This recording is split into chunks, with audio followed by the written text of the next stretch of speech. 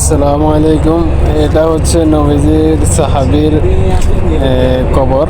তো এখানে আসলাম, এখানে এসে দেখতেছি হাজার হাজার মানুষ। মানে এখানে না আসলে আপনারা বুঝতে পারবেন না এখানের ফিলিংসটা কেমন। ফিলিংসটাই অন্যরকম, পুরা মনটা ভরে যায়। এটা হচ্ছে নবীজির সাহাবীর কবর। তো এখানে দেখতে আসলাম আর কবরে জিয়ারত করলাম। আলহামদুলিল্লাহ, অনেক প্রশান্তির হাওয়া বইছে মনে। এরকম শান্তি আমি আর কোথাও দেখি নাই।